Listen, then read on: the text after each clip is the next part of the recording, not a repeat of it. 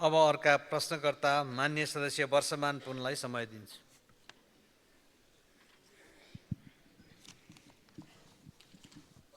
सम्माननीय सभामुखज्यू, सम्मानित प्रधानमन्त्रीज्यू, अर्थतन्त्रमा शिथिलता आएको छ।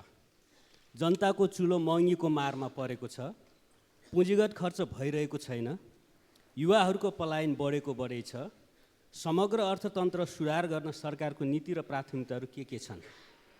विगत सरकारले विश्वविद्यालय, संस्थान आदिमा कायम गरेको मेरिटोक्रेसीप्रति वर्तमान सरकारले ध्यान नदिएको, दलीयकरण र हस्तक्षेप गरेको तथा ती निकायहरूमा व्यावसायिक दक्षताको आधारमा काम गर्ने वातावरण नरहेको देखिन्छ।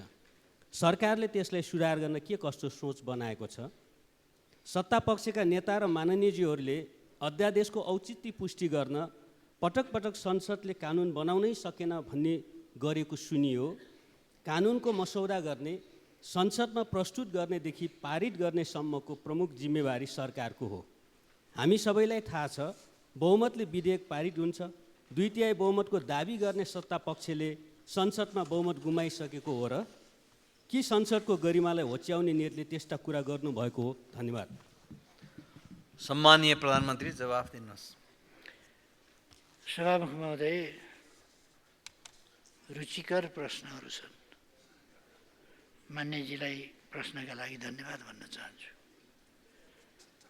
देशको अर्थतन्त्रबारे चिन्ता गर्नुभएकोमा यसअघिका अर्थमन्त्री समेत रहनुभएका प्रश्नकर्ता मान्यजीलाई धन्यवाद नदिई कसरी बस्ने? 7 महिना अगाडि तपाईँ आफै अर्थमन्त्री हुनुहुन्थ्यो। त्यस समयभन्दा अगाडि र त्यस यताको मूल्यवृद्धिको अनुपात हेर्न म यहाँलाई आग्रह गर्दछु।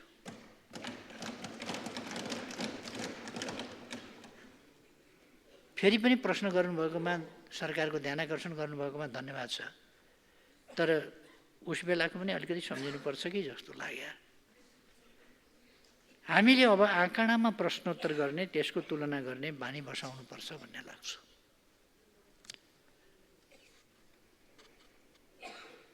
तपाईको अर्को प्रश्न छ, पुँजीगत खर्च भइरहेको छैन।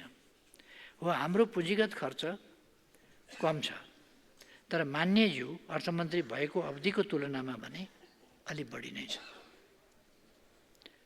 यसै अवधिको तुलनामा चालु आर्थिक वर्षको 6 महिनाको पुँजीगत खर्च 15%ले वृद्धि भएको छ। हाम्रो अर्थतन्त्रमा सुस्तता एकै दिनमा आएको होइन र सुस्तता एकै दिनमा हट्ने पनि होइन। हामी सरकारमा आएपछि अर्थतन्त्र सुधारका लागि गम्भीर रूपमा काम गरिरहेका छौँ र सुधारका केही नतिजाहरू पनि देखिएका छन्। असारमा धान नरोपेपछि नै हो मङ्सिरमा धान नफल्ने। नरोपेपछि त फल्ने कुरै भएन नि। अघिल्लो सरकारका नीति खर्चका प्राथमिकतालाई अलग्गै राखेर अहिले अर्थतन्त्र सुध्रेन भन्नु राम्रो हुँदैन। तर अहिले हामी कानुनमा भएका अप्ठ्याराहरूलाई पनि हटाएर अर्थतन्त्रलाई सुधार्ने, लगानीको वातावरण बनाउने, उत्पादन बढाउने काम गरिरहेका छौँ। हाम्रो देशको सार्वभौम साख मूल्याङ्कन BB- आएको छ। यसको अर्थ के हो भने के हो? अन्तर्राष्ट्रिय जगतले नेपाललाई लगानी योग्य सुरक्षित देशको रूपमा हेर्न थालेको छ। कर तथा भन्सार प्रणालीलाई डिजिटल बनाउँदै महसुल भुक्तानी सहज पारिएको छ। नेपाल राष्ट्र ब्याङ्कले ब्याज दरलाई घटाउने नीति ल्याएसँगै बैङ्कहरूको ब्याज दर एकल अङ्कमा झरिसकेको छ। अब उद्योग, व्यापार र स्टार्टअपहरूका लागि राम्रो अवसर छ। मान्यजीको अर्को प्रश्न छ, विश्वविद्यालयमा मेरिटोक्रेसी बारे। मेरिटोक्रेसी आलङ्कारिक भाषणको विषय होइन। शब्दको राम्रो पोसाक लगाएर मेरिटोक्रेसी हुने भए आज विश्वविद्यालयमा जे भइरहेको छ त्यस्तो हुन्थ्यो र? बाहिर शब्दको राम्रो पोसाक लगाउने र भित्र अर्कै गर्ने भइरहेको थियो। आज त्यसको परिणाम विश्वविद्यालय र हाम्रा संस्थाहरूले भोगिरहेका छन्। हामी त्यस्ता संस्थाहरूमा व्यावसायिक दक्षतालाई नै मुख्य योग्यता बनाउने गरी काम अगाडि बढाइरहेका छौँ। विश्वविद्यालयमा मेरिटोक्रेसी खास गरी धेरै हल्ला चलेको विषय त्रिभुवन विश्वविद्यालयको उपकुलपतिको छनौटको सन्दर्भमा थियो। मेरिटोक्रेसी त त्यति बेरै देखिएको हो, प्रथम अङ्क प्राप्त गर्नेलाई मेरिटोक्रेसीमा नदिएर द्वितीय अङ्क प्राप्त गर्ने, तृतीय अङ्क प्राप्त गर्नेलाई अगाडि सारेकोबाटै मेरिटोक्रेसी प्रश्न भएन र? मेरिटोक्रेसीको नगरा बजाइयो, धिमे बजाइयो, के बाजा छन् पञ्चे बाजा बजाइयो, धुमधाम मनाइयो, मेरिटोक्रेसी भनियो। भरे त फर्स्ट हुने आउट, सेकेन्ड हुने इन, त्यही हो त मेरिटोक्रेसी। त्यसकारण गजबको मेरिटोक्रेसी त्यो थियो। अहिले त्यो मेरिटोक्रेसी भनेको होइन, मेरिटको आधारमा हुनुपर्छ भनेको हो।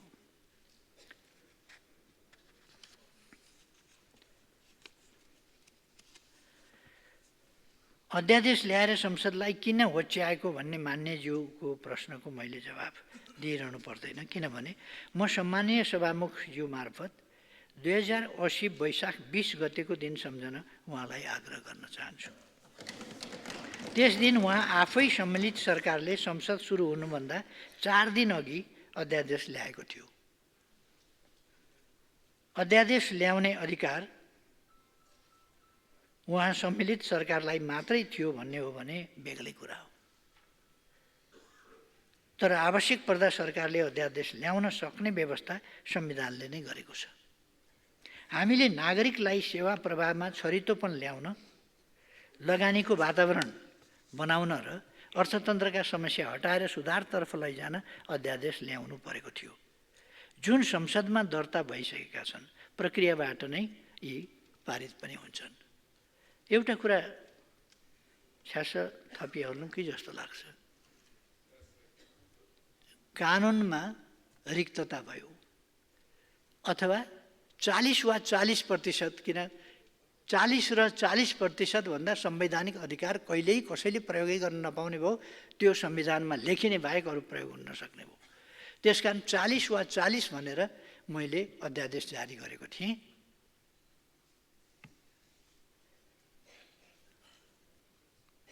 मैले बिर्सेँ त्यसको विरोध कसले गरेका थियौँ पनि, निकै कडै विरोध गरेका थियौँ जस्तो लाग्छ मलाई।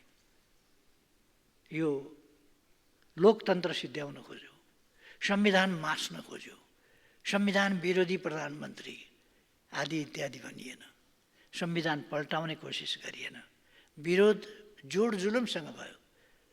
मलाई मात्रै संविधानको कार्यान्वयन गर्नु पनि थिएन। त्यसो भए लौ न त, मैले अध्यादेश फिर्ता लिएँ। पछि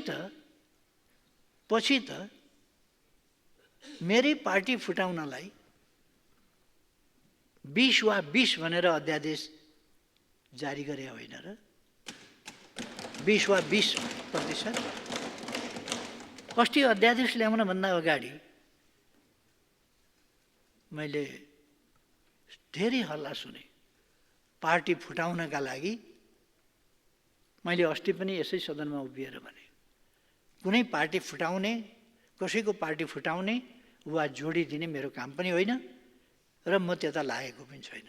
मेरो त्यो सौखको विषय होइन र यस्ता खुद्रा विषय मेरो कार्यसूचीमा छैनन्। मैले त्यो भनेको थिएँ। र अहिले ल्याएको मैले त्यस प्रकारको अध्यादेश पनि ल्याएको छैन। त्यो यस संसदमा विधिवत कानुनी प्रारूप दिनै पर्नेछ। त्यो कमसेकम म कसैको पार्टी फुटाउने ध्येय राखेर 20 वा 20 भन्ने चाहिँ ल्याउने छैन। 20 वा 20 जस्तो प्रावधान चाहिँ ल्याउने छैन। त्यति चाहिँ म भनिराखौँ। कसैको पार्टी फुटाउनु पर्ने आवश्यकता पनि छैन र त्यो हाम्रो काम पनि होइन। कुन पार्टी फुट्छ, कुन पार्टी फुट्दैन, त्यो मान्यजीहरूको विषय हो। त्यो खुदै पार्टीको विषय हो, हाम्रो विषय होइन। त्यसर्थ मलाई लाग्छ अध्यादेश छिटो छरितो कामको लागि ल्याइनुपर्छ। यस अध्यादेशको अहिले ल्याएका अध्यादेशहरूको उद्यमी व्यवसायीहरूले वेलकम गरेका छन्। युवाहरूले वेलकम गरेका छन्। आइटी सेक्टरले जुन आजको सबभन्दा आवश्यक र जल्दोबल्दो सेक्टर हो, त्यो सेक्टरका युवाहरूले व्यापक रूपमा स्वागत समर्थन गरेका छन् र यसले नेपाललाई आइटीको युगतिर अगाडि बढाउन योगदान गरेको छ। त्यसर्थ यो किन विरोध गरे अब प्रतिपक्षले बुझ्दिन, अरू सबैले स्वागत गरेका छन्। धन्यवाद प्रश्नकर्ता मान्यजीलाई। अब मान्य सदस्यहरू, अब प्रधानमन्त्रीसँग प्रत्यक्ष प्रश्नोत्तर कार्यक्रम प्रारम्भ हुन्छ। सर्वप्रथम प्रश्नकर्ता मान्य सदस्य प्रकाश ज्वालालाई सम्माननीय प्रधानमन्त्रीसँग प्रश्न सोध्न अनुमति दिन्छु। सम्मान्य सभामुखज्यू, सम्मान्य प्रधानमन्त्रीज्यू, तपाईँले तामझामका साथ शिलान्यास गरेका 165 निर्वाचन क्षेत्रीय रणनीतिक सडकहरू बजेटको अभावमा अलपत्र र अधुरा छन् भने पालिका अस्पतालहरू कतिका जग मात्र बसेका छन्, कतिका पिलर मात्र अस्थिपञ्जर जस्तै उभिएका छन्। रणनीतिक सडकहरू र पालिका अस्पतालहरूको लागि बजेटको व्यवस्था गरेर काम सम्पन्न गर्ने योजना के छ? प्रधानमन्त्रीज्यू, सिद्धबाबा सुरुङ मार्गको ब्रेक थ्रुलाई सरकारको सबैभन्दा ठुलो उपलब्धिको रूपमा लिनुभयो, तर अघिल्लो सरकारको बेलामा ब्रेक थ्रु भएको नागढुङ्गा सुरुङ मार्ग सञ्चालनमा ल्याउन सरकार किन उदासीन छ? राप्ती लोकमार्ग र कर्णाली राजमार्ग अत्यन्त जीर्ण भई जनताले निकै शास्ति भोगिरहेका छन्। उक्त योजनाहरूको लागि पर्याप्त बजेट व्यवस्था गरी स्तरोन्नति गर्नका लागि सरकारसँग के योजना छ? भूकम्प प्रभावित जाजरकोट, रुकुम पश्चिम, सल्यान लगायतका जिल्लाहरूमा भूकम्प पीडितहरूले अस्थायी आवासको लागि पाउनुपर्ने दोस्रो किस्ताको रकम समेत पाउन सकेका छैनन्। भूकम्प पीडितको पुनर्स्थापना र क्षतिग्रस्त संरचनाको पुनर्निर्माणको काम त सुरु पनि भएको छैन। छाप्रोमा बस्न विवश बाढी पहिरो पीडित र भूकम्प प्रभावित क्षेत्रका जनताका समस्या कहिले समाधान गर्नुहुन्छ? सहकारी पीडित, चर्को ब्याजबाट पीडित लघुवित्त पीडित, मिटर ब्याज पीडित, गुठी पीडित मोय किसान, उचित मूल्य नपाएका उखु किसान, भुक्तानी नपाएका दुध किसान, महँगीको मारमा परेका आम जनसमुदायलाई सरकारले कहिले दिन्छ न्याय र राहत? धन्यवाद। अब सम्माननीय प्रधानमन्त्री केपी शर्मा ओलीलाई उक्त प्रश्नको जवाफ दिन अनुमति दिन्छु। सम्माननीय सभामुख महोदय, मान्यजीले प्रश्न गर्नुभएकोमा धन्यवाद भन्न चाहन्छु। मेरो अघिल्लो कार्यकालमा मैले निर्वाचन क्षेत्र रणनीतिक सडक र हरेक पालिकामा आधारभूत अस्पतालहरूको आवश्यकता महसुस गरी सोको निर्माणको सुरुवात गरेको थिएँ। तर त्यसको केही समयपछि नै सरकार परिवर्तन भयो र म बाहिरिएँ। त्यसपछि आउने सरकारहरूले ती कार्यक्रमहरू सबैलाई थाहा होला निरन्तरता दिएनन्, रद्द गरे, निर्माण रोकियो। प्रश्नकर्ता माननीय पनि त्यसपछिका सरकारमा भौतिक पूर्वाधार मन्त्री हुनुहुन्थ्यो कि जस्तो लाग्छ।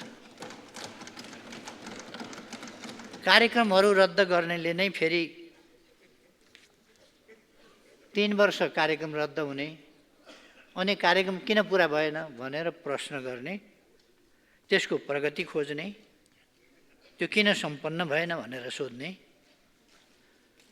हाम्रो अनौठाको संस्कार छ। उपरोक्त सबै सडक र अस्पतालहरूको निर्माण सम्पन्न गर्न ठुलो बजेटको आवश्यकता पर्छ। ती अस्पतालहरू केही सङ्ख्यामा निर्माण सम्पन्न भएका छन्।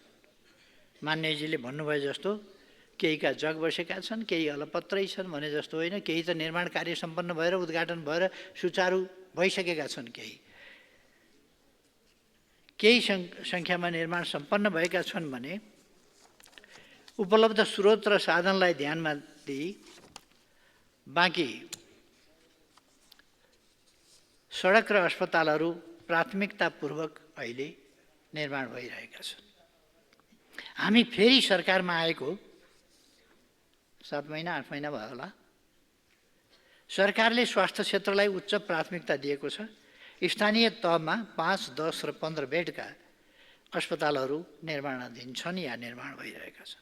अस्पतालको पूर्वाधार निर्माण र जनशक्ति व्यवस्थापनका लागि उपलब्ध स्रोत र साधनको प्राथमिकताका साथ विनियोजन गरिरहेको र आगामी वर्ष पनि प्राथमिकतापूर्वक विनियोजन गरिनेछ। नेपालभर रहेका हरेक निर्वाचन क्षेत्रहरूमा तुलनात्मक रूपमा घना बस्ती भएका स्थानहरू एवं स्थानीय प्राथमिकतामा परेका रुट हुँदै जाने भएकाले निर्वाचन क्षेत्र रणनीतिक सडक कार्यक्रम प्रभावकारी साबित भएको छ। हालसम्म यसको प्रगति करिब 58% रहेको छ अथवा आधारभूत र अप्ठ्यारा खण्डहरू सकिएका छन्। अब माथिको कम्प्लिसनको पाटोतिर त्यसलाई निर्माण सम्पन्न गर्ने पाटोतिर छ। त्यसकारण 40-42% काम बाँकी भए पनि अब सहज खण्ड चाहिँ बाँकी छ।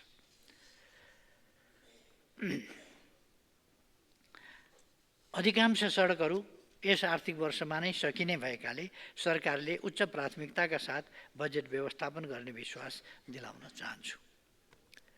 सरकारले खास गरी सडक पूर्वाधार विकासलाई महत्त्व दिई सोही अनुरूप बजेट विनियोजन गर्ने गरेको छ। मान्यज्यूले उठान गर्नुभएको सिद्धबाबा सुरुङ मार्गको ब्रेक थ्रु हुनु खुसीको कुरा हो। उक्त सुरुङ मार्ग 83 चैत्रमा सक्ने लक्ष्य रहे तापनि हालसम्म कुल 43% सहित 1126 मिटर मुख्य सुरुङ खन्ने कार्य सम्पन्न भएको छ भने यसको सञ्चालन र व्यवस्थापन समेत निर्माण व्यवसायीबाट हुने गरी व्यवस्था मिलाइएको छ। त्यसै गरी नागढुङ्गा सुरुङ मार्गका सम्बन्धमा कुरा गर्दा उक्त सुरुङ मार्ग 2082 कार्तिकमा सक्ने लक्ष्य रहेकोमा हालसम्म 85% प्रगतिसहित अत्यावश्यक पर्ने लाइटिङ भेन्टिलेसनहरूको कार्य भइरहेकोले निर्माण कार्य सम्पन्न हुने चरणमा रहेको छ। यसै गरी राप्ती लोकमार्ग यो केही समय अगाडि ब्रेक थ्रु भएको भन्ने यहाँ उल्लेख गर्नुभएको छ। सायद यो त्यस बेला म थिइनँ ब्रेक थ्रु हुँदा भनेको हो कि, तर यो सुरुङ मार्ग पनि मैले नै प्रारम्भ गरेको कुरो यसो स्मरण गराउँ कि जस्तो लाग्यो। राप्ती लोकमार्गमा 60 करोड बराबरको स्रोत सुनिश्चित गरी निर्माण कार्य अगाडि बढाइँदैछ। कर्णाली राजमार्गको जीर्ण खण्डहरूमा मर्मत कार्यहरू भइरहेको अवस्था छ। जाजरकोट भूकम्पबाट प्रभावित जिल्लाहरूमा हालसम्म 3 अर्ब 95 करोड 65 लाख रकम निकासा भइसकेको छ। रुकुम र जाजरकोट जिल्लामा जिल्ला विपद व्यवस्थापन समितिबाट सिफारिस भई रितपूर्वक आएका सबै भूकम्प प्रभावितका लागि प्रथम र दोस्रो किस्ताको रकम पठाइसकिएको छ। 2081 माघ महिनामा मात्रै भूकम्प प्रभावितहरूका लागि थप रु 80 करोड निकासा भएको छ। जाजरकोट भूकम्पको विस्तृत क्षति आकलनका लागि इन्जिनियरहरूको पहिलो टोली यसै हप्तादेखि फिल्डमा खटिने छ। मनसुनजन्य विपद एवं भूकम्पबाट प्रभावितहरूको समस्या समाधानका लागि विपद व्यवस्थापन राष्ट्रिय परिषदको मिति 81 पौष 28 गते बसेको बैठकले रु 1 अर्बको पुनर्निर्माण तथा पुनर्स्थापना योजना स्वीकृत गरी निजी आवास र भौतिक पूर्वाधार पुनर्निर्माणको लागि स्पष्ट मार्गचित्र तयार भएको छ। सोको प्राथमिकताको आधारमा कार्यान्वयन हुँदै जानेछ। यो भूकम्प गएको भनेको गत वर्ष कार्तिकतिर गएको थियो, म सम्झाउन चाहन्छु। तर क्षति कति भयो भन्ने पनि नभएको 35-36 हजार या 37 हजार घर भएका ठाउँमा 48 हजार घरलाई पहिलो किस्ता वितरण गरेको। कहाँबाट आए 48 हजार घर? जहाँ जिल्लामै 37-38 भन्दा त माथि छँदै छैन, 37 हजारभन्दा माथि घर छैनन्, त्यो ठाउँमा 48 हजार घर भत्किएर प्राथमिक क्षति कसरी वितरण भयो त्यो अचम्म लाग्छ। घर कहाँ सिमाना नागेर बाहिर गइयो कि सबै भत्किएका थिएनन्, तिनीहरूको दुईपल्ट हिसाब भयो कि के भएर त्यस्तो भयो? त्यतापट्टि अहिले नजाउँ भइगयो। सरकारले सहकारी क्षेत्रमा देखिएका समस्या समाधानका लागि नीतिगत, संस्थागत र व्यवस्थापकीय सुधारका कार्य गरिरहेको छ र पहिले देखिएका समस्याहरू बिस्तारै समाधान उन्मुख रहेका छन्। सहकारी ठगीमा चालु आर्थिक वर्षमा मात्र नेपाल प्रहरीबाट रु 5 अर्ब 21 करोड ठगी गरेको आरोपमा 48 वटा मुद्दा दर्ता भइसकेका छन्। सरकारले सहकारी सम्बन्धी केही नेपाल ऐनलाई संशोधन गर्न बनेको अध्यादेश 2081 जारी गरेको छ, जुन यस क्षेत्रमा देखिएका समस्या समाधानका लागि कोसेढुङ्गा साबित हुनेछ। त्यसैगरी बचत तथा ऋणको मुख्य कारोबार गर्ने सहकारीहरूको नियमनका लागि राष्ट्रिय सहकारी नियमन प्राधिकरणको गठन गरी कार्य सम्पादन भइरहेको छ। यहाँले उठान गर्नुभएको अनुचित लेनदेन मिटर ब्याज पीडितलाई न्याय र राहत दिने सम्बन्धमा यस समस्याको अन्त गरी दीर्घकालीन समाधान गर्नका लागि जाँचबुझ गरी राय सुझाव सहितको प्रतिवेदन पेश गर्न गठन भएको आयोगमा दर्ता भएका मध्ये 5200 उजुरी फर्सेट भइसकेका छन्। यसैगरी नेपाल प्रहरीका जिल्लास्थित कार्यालयमा प्राप्त उजुरीहरू छानबिन गरी टुङ्गो लगाउने कार्य भइरहेको छ। मान्यज्यूले उठान गर्नुभएको उखु किसानले आफ्नो उत्पादनको उचित मूल्य नपाएको र दुग्ध किसानको बाँकी रकम भुक्तानी हुन नसकेको विषयमा सरकारको ध्यानाकर्षण भएको छ।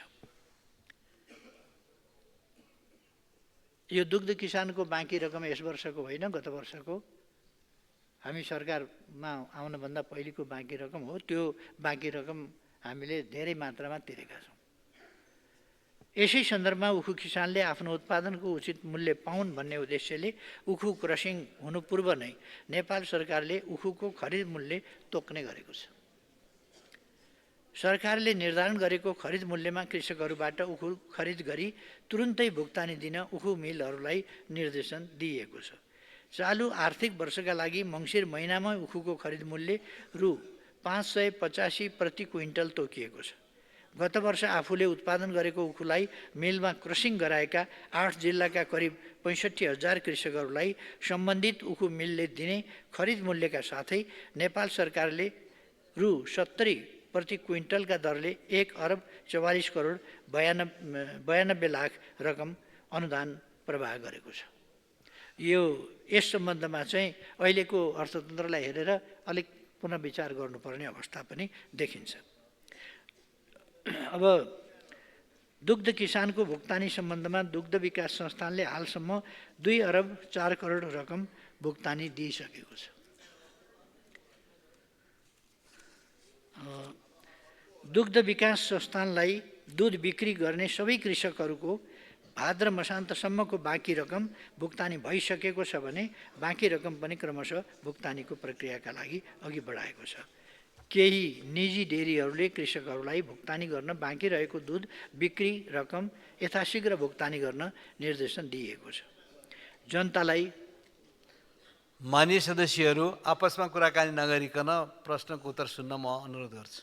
निजी डेरीहरूले कृषकहरूलाई भुक्तानी गर्न बाँकी रहेको दुध बिक्री रकम यथाशीघ्र भुक्तानी गर्न निर्देशन दिइएको छ। जनतालाई महँगीको मारबाट मुक्त गर्न नियमित रूपमा चाडबाडको समयमा सघन रूपमा बजार अनुगमन गर्ने गरिएको छ।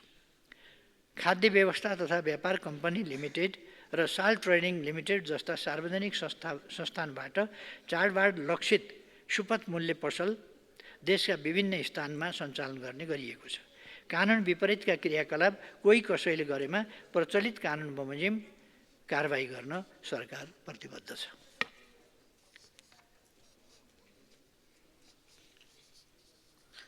प्रश्नकर्ता मान्यज्यूको प्रश्नको जवाफ सिद्धियो।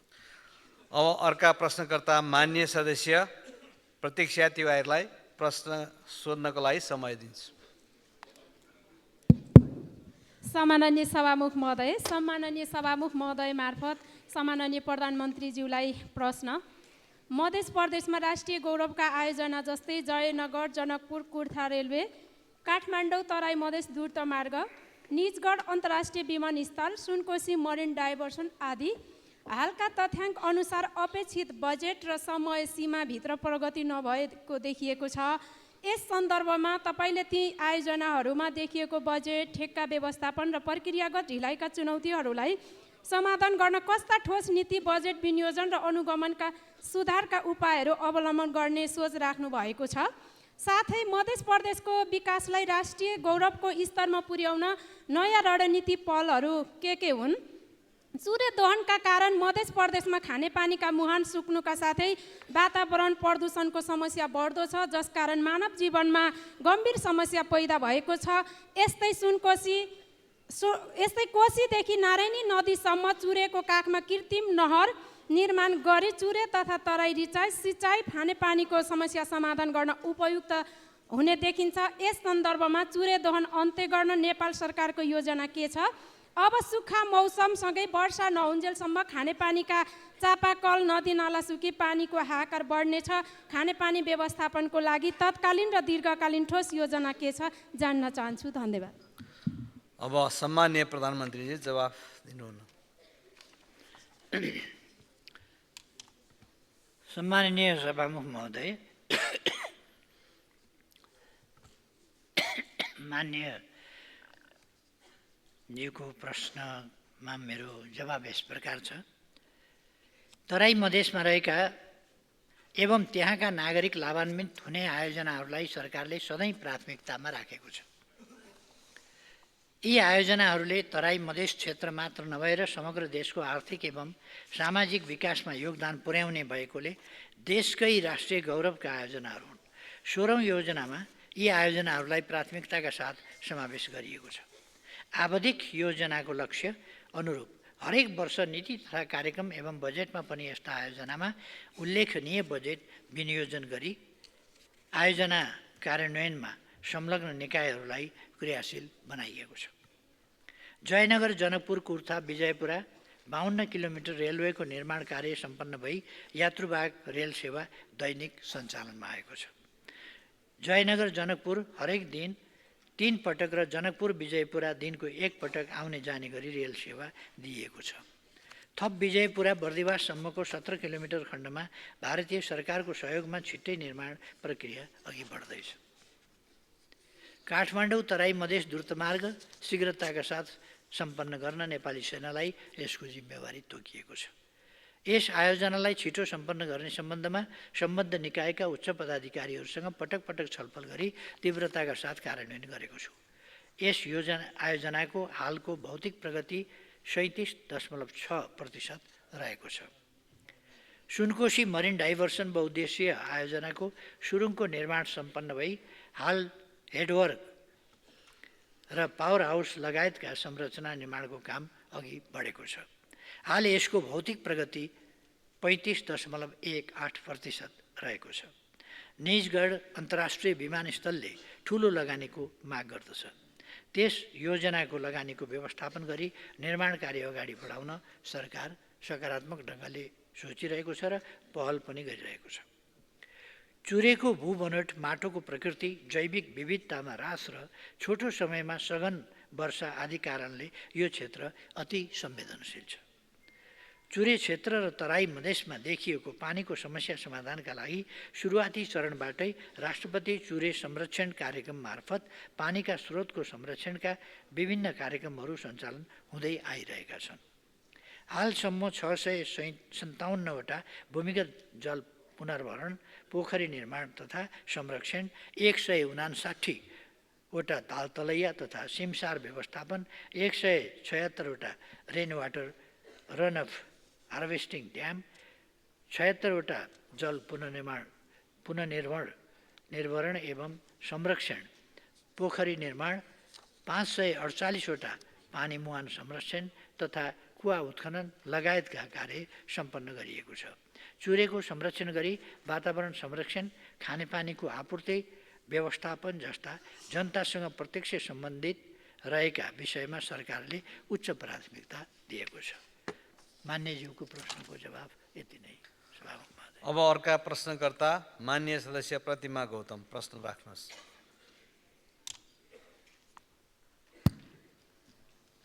सम्मान्य सभामुख मार्फत म प्रधानमन्त्रीज्यूलाई प्रश्न गर्न चाहन्छु।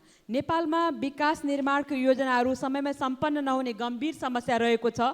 एउटा आयोजना सम्पन्न हुन औसत करिब 15 वर्ष लाग्ने अवस्था रहेको तथ्यले देखाउँछ, जसका कारण राष्ट्रिय गौरवका ठुला आयोजना जस्तै सिक्टा सिँचाइ आयोजना, बबई सिँचाइ आयोजना, राष्ट्रिय प्राथमिकताका आयोजना र अत्यावश्यक परियोजनाहरू समेत दशकौँसम्म अधुरो रहेका छन्।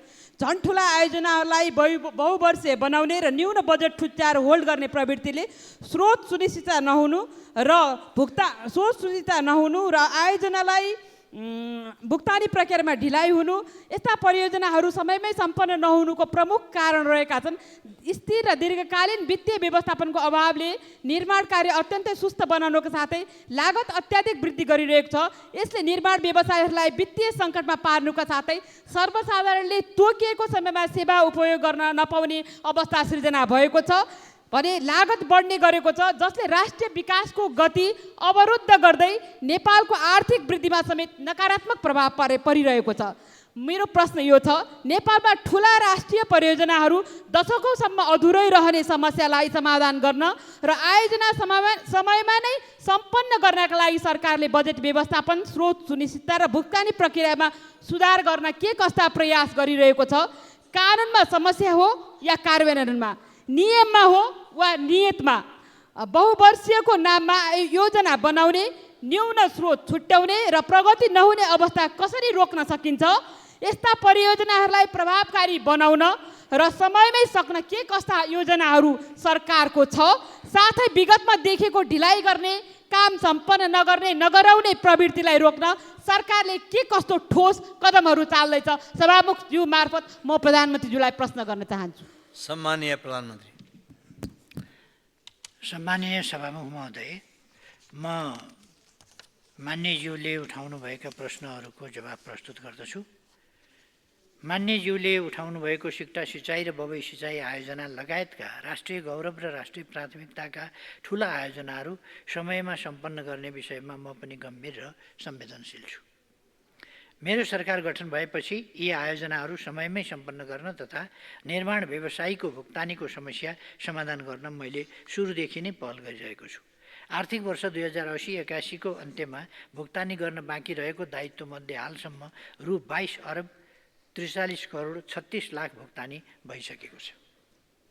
यसै सन्दर्भमा ठुला राष्ट्रिय परियोजनाको लागि स्रोतको समस्या आउन नदिन सम्बन्धित मन्त्रालयलाई बजेट तर्जुमाका लागि प्रदान गरिएको बजेट सिलिङबाट त्यस्ता आयोजनाका लागि सो आर्थिक वर्षमा आवश्यक पर्ने रकम विनियोजन गरी एयरमार्क गरेपछि मात्र अन्य यो आयोजना तथा कार्यक्रममा बजेट छुट्याउने गरी नीतिगत प्रबन्ध गरिएको छ।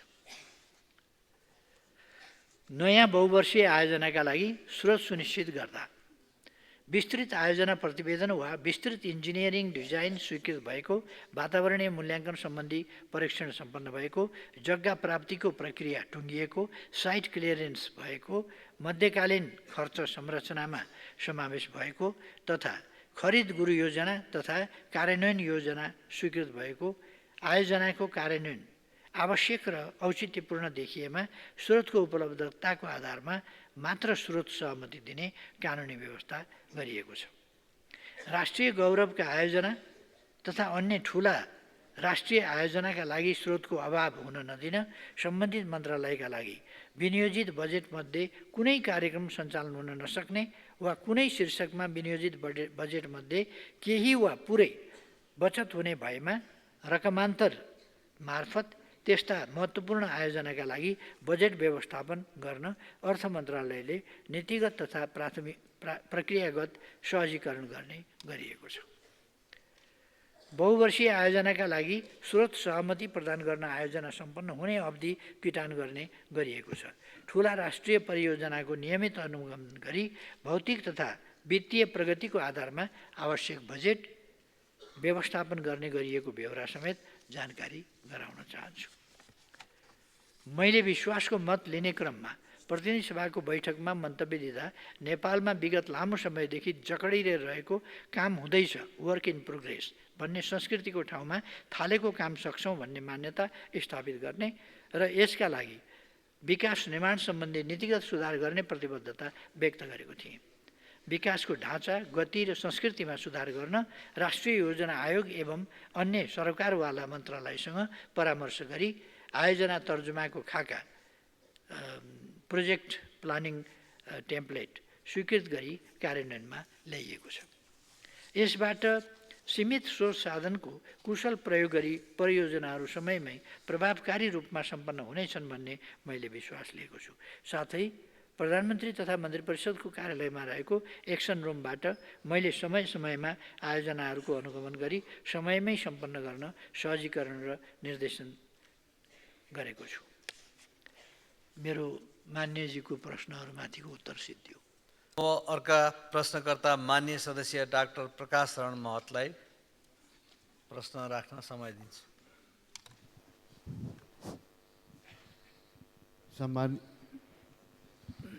सम्मान्य सभामुख महोदय, सम्मान्य प्रधानमन्त्रीज्यू,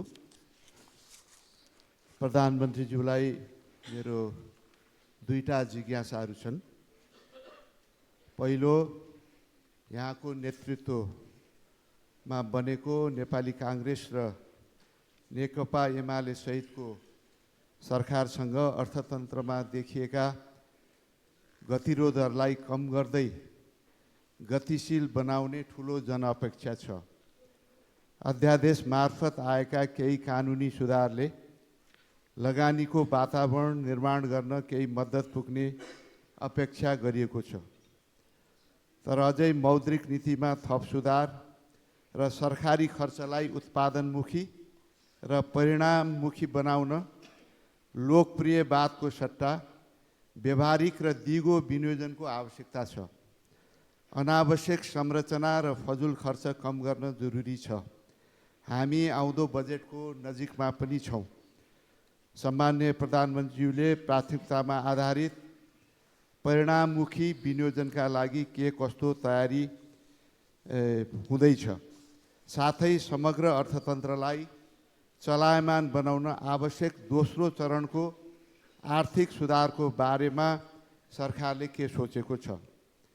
दोस्रो मेरो जिज्ञासा छ, स्थिरता दिने लक्ष्यका साथ यो सरकार बनेको छ।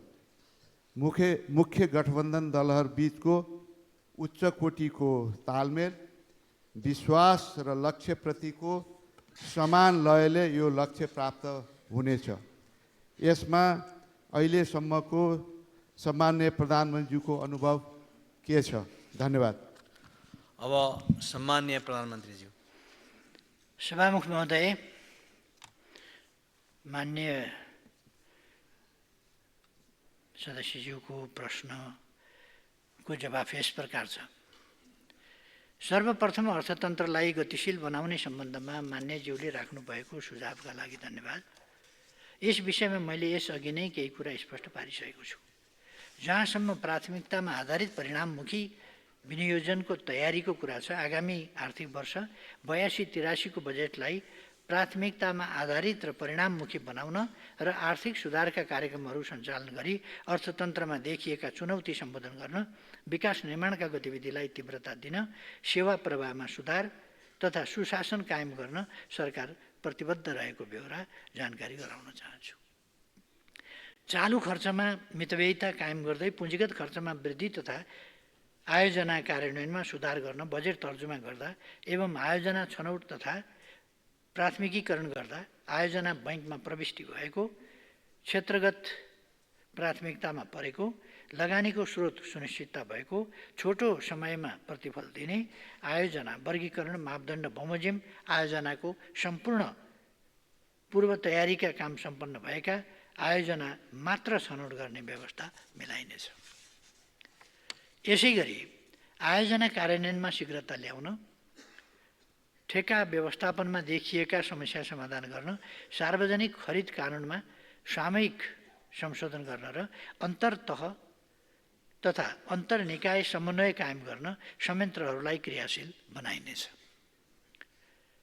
यसै गरी हालै जारी अध्यादेश मार्फत भएका नीतिगत र कानुनी सुधारले व्यावसायिक वातावरणमा सुधार आउने र लगानी अभिवृद्धि भई आर्थिक गतिविधि बढ्ने विश्वास लिएको छु। विकास, समृद्धि र स्थिरताका लागि नै नेपालको प्रजातान्त्रिक आन्दोलनमा महत्त्वपूर्ण भूमिका रहेका दुई ठूला राजनीतिक दलहरूसहित अन्य दलहरू मिलेर वर्तमान सरकारको गठन गरिएको हो।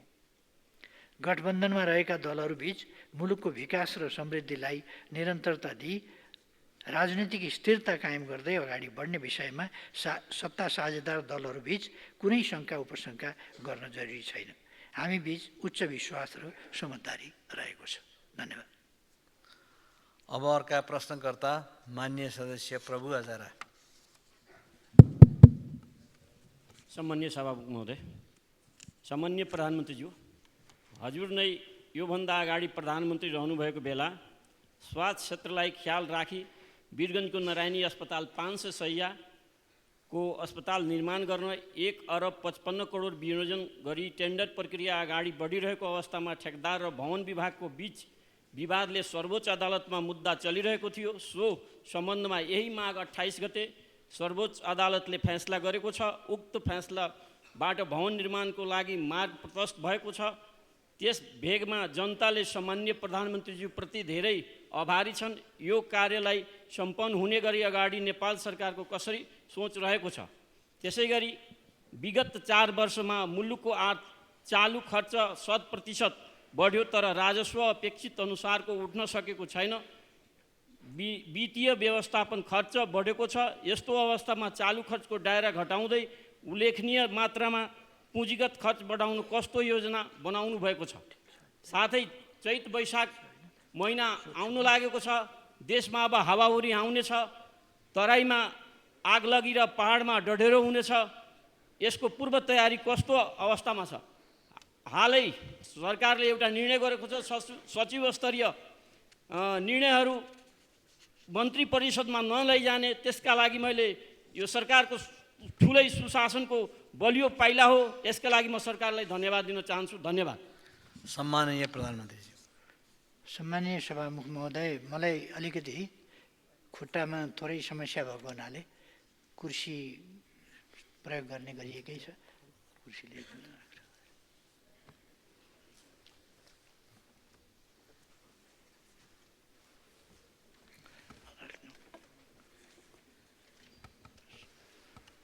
माथि चढ्छु। त्यस यस अझ अगाडि यस बस अझ अलिकति पछाडि, अलिकति पछाडि।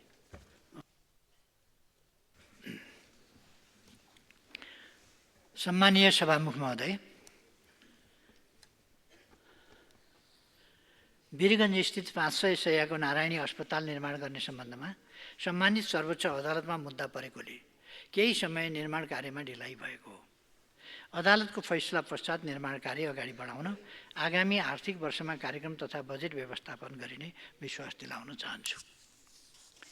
चालु खर्च घटाई पुँजीगत खर्च बढाउन सरकारले विभिन्न कदम चालेको छ।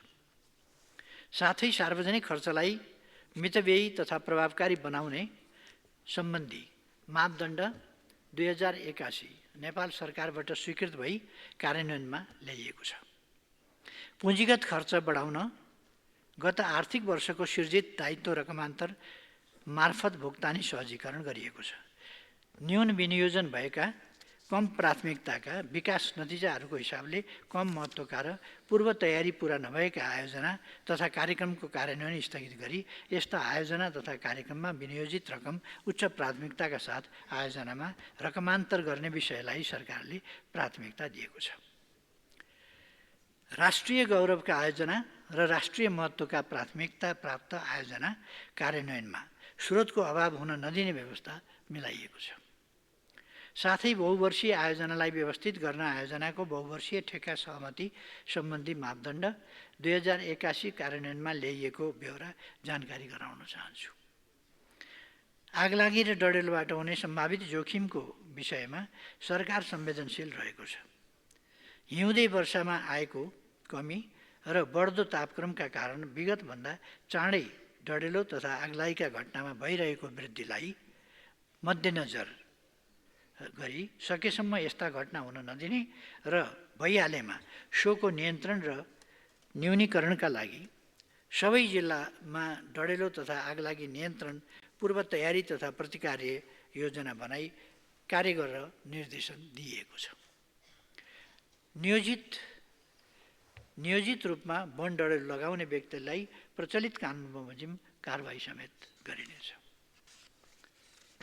मान्यज्यूको प्रश्नको जवाब सकियो छ। अब प्रश्नकर्ता मान्य प्रेमबहादुर आले।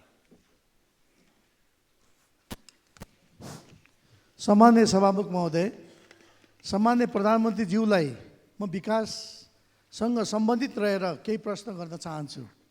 पहिलो प्रश्न, सुदूरपश्चिम प्रदेशको सबैभन्दा महत्त्वपूर्ण आयोजना धनगढी, खुटिया, दिपायल, बझाङ, चैनपुर हुँदै उरै भन्ज्याङ सडक दक्षिणमा भारतसँग जोडिएको एक बहुआयामिक सडक आयोजना हो। यो सडक कैलाश मानसरोवरसम्म जाने नेपालकै सबैभन्दा छोटो दूरीको सडक मार्ग भएकोले नेपाल भारतका करोडौँ हिन्दू धर्मावलम्बी यस सडक भएर कैलाश मानसरोवरसम्म जाने भएको हुनाले मुलुकको आर्थिक गतिविधिलाई समेत उचाइमा पुर्याउने यो सडक मार्ग निर्माण गर्नु अपरिहार्यता भएको छ। अहिले 1 अरब बहुवर्षीय योजनाको लागि स्रोत सुनिश्चितता भई ठेक्काको चरणमा छ।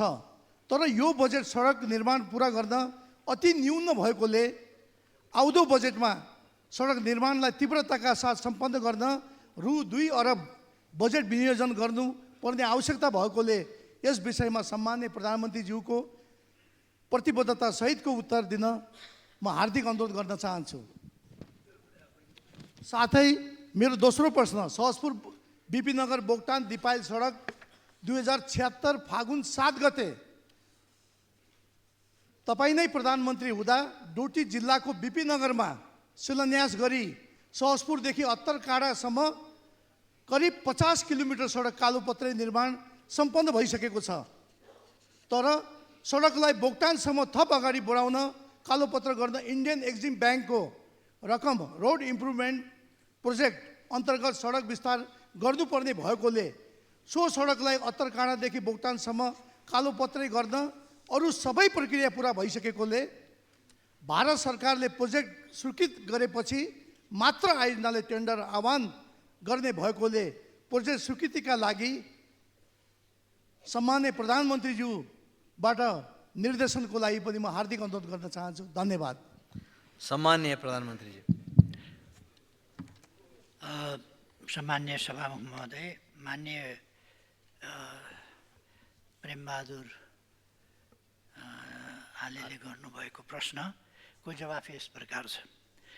धनगढीदेखि दिपायल हुँदै उरै भन्ज्याङसम्म निर्माण हुने सडकले यात्रा अवधि उल्लेखनीय मात्रामा घट्न जाने हुनाले यसको निर्माण र स्तरोन्नति सरकारको प्राथमिकतामा रहेको छ। सरकारले हालै स्रोत सुनिश्चितता प्रदान गरेकोले आयोजनाको केही दिनमा नै ठेक्का प्रक्रिया सुरु हुनेछ। यहाँले दोस्रो प्रश्नमा उल्लेख गर्नुभएको सहजपुर बोक्तान दिपायल सडकका सम्बन्धमा नेपाल सरकार र भारतको एक्जिम ब्याङ्क बीच सम्पन्न लाइन अफ क्रेडिट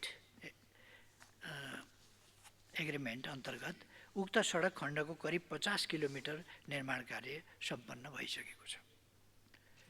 उक्त सडकको बाँकी खण्डको निर्माणका लागि भारत सरकारसँग कूटनीतिक पहल गरिएकोमा उक्त खण्डलाई एलओसी 3 मा समावेश भएको जानकारी प्राप्त भएको छ। यस आयोजनाको निर्माण कार्यलाई सरकारले उच्च प्राथमिकतामा राखेको छ। यति भन्दा जवाफ पुग्छ जस्तो लाग्छ सभामुख महोदय। अब प्रश्नकर्ता मान्य सदस्य प्रेम सुवाल।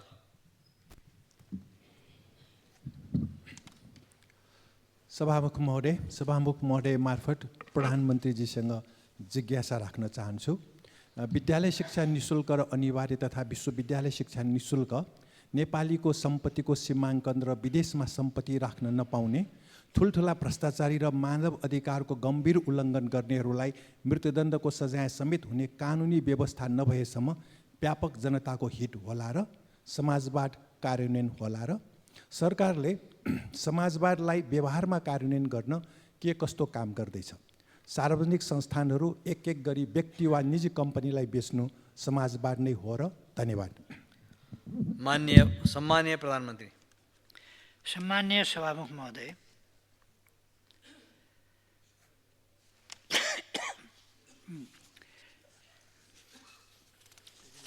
मान्यज्यूले उठाउनु भएको पहिलो प्रश्नको विषयमा म प्रश्न पार्न चाहन्छु। नेपालको संविधानले आधारभूत तहसम्मको विद्यालय शिक्षा निःशुल्क र अनिवार्य एवं माध्यमिक तहसम्मको शिक्षा निःशुल्क पाउने व्यवस्था गरे बमोजिम कार्यान्वयन भइरहेको मान्यज्यूलाई जानकारी गराउन चाहन्छु।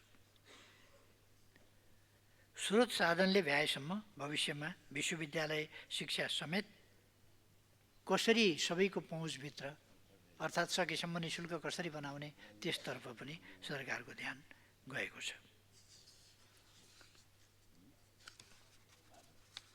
नेपालको संविधानको धारा 25 मा सम्पत्तिको हक अन्तर्गत प्रत्येक नागरिकलाई कानुनको अधीनमा रही सम्पत्ति आर्जन गर्ने, भोग गर्ने, बेचबिखन गर्ने, व्यावसायिक लाभ प्राप्त गर्ने र सम्पत्तिको अन्य कारोबार गर्ने हक हुनेछ भन्ने विषय समावेश गरिएकोमा जग्गाको हदबन्दीको व्यवस्था र प्रगतिशील कर प्रणाली अवलम्बन गरिएबाट सम्पत्तिको सीमाङ्कनको प्रबन्ध भएकै देखिन्छ।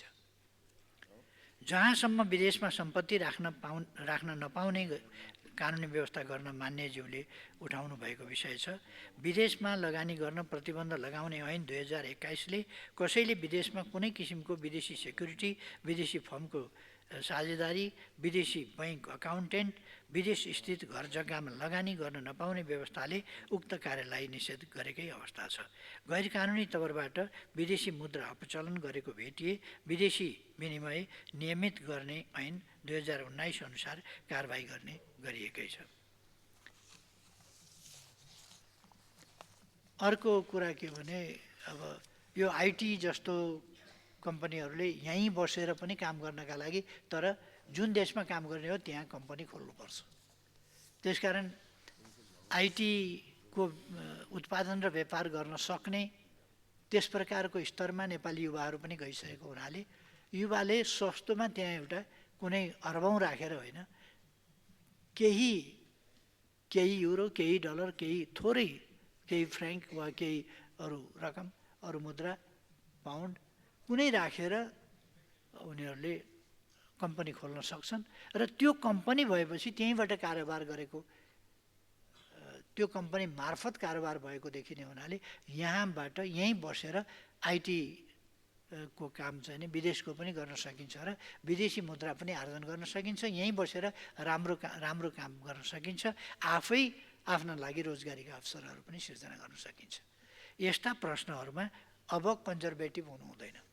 समयअनुसार हामीले चल्न जानेनौँ भने र समयअनुसार कुन चिज कसरी गर्ने भन्यो भने अरूले आएर यहाँ आइटीका विभिन्न खालका विभिन्न प्रकारका सेवाहरू प्रभाव गर्ने र पैसा लिएर जाने, तर हामीले चाहिँ बाहिर कम्पनी खोल्न नदिने, बाहिर कारोबार गर्न नदिने हुँदाखेरि त्यसको असर चाहिँ हामी कहाँ प्रतिकूल पर्ने, त्यो स्थितिलाई अन्त्य गर्नुपर्छ भनेर हामीले तत्सम्बन्धी व्यवस्था पनि गरेका छौँ।